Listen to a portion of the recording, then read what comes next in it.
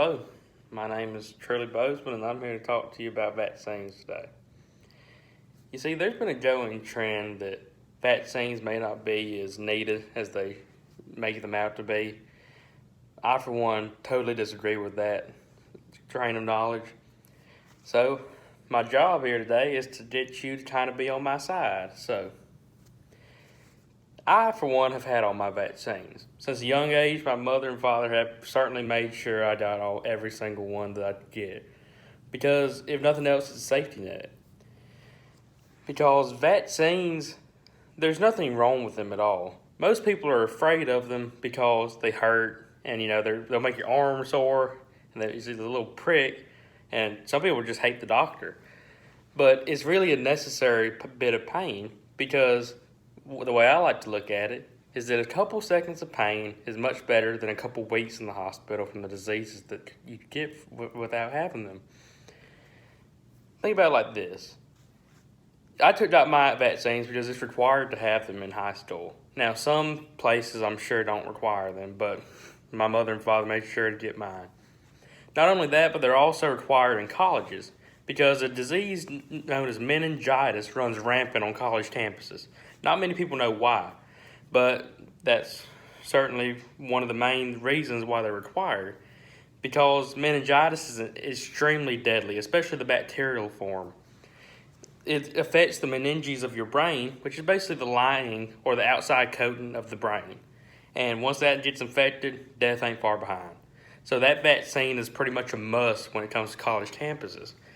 Because people are so close together, and not only in the dorms and the classrooms, but just passing by on the sidewalks. And see, that kind of leads me into my next point. Kind of acknowledging the other side.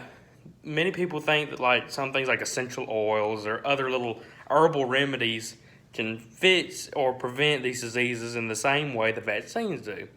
This, however, is very much false, because the way a vaccine works is that, in a sense, they're just taking a little bit of the disease that they prevent and injecting you with it. Now, hold your horses. I know that's a little frightening when you hear it.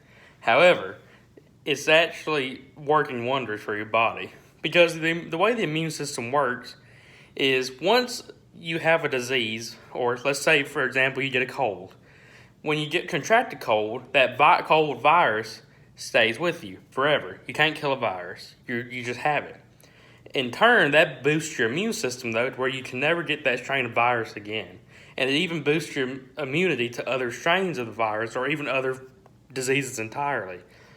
So while these vaccines may only protect against one disease, if you get that disease in you or that vaccine in you, it prevents and protects you against other diseases.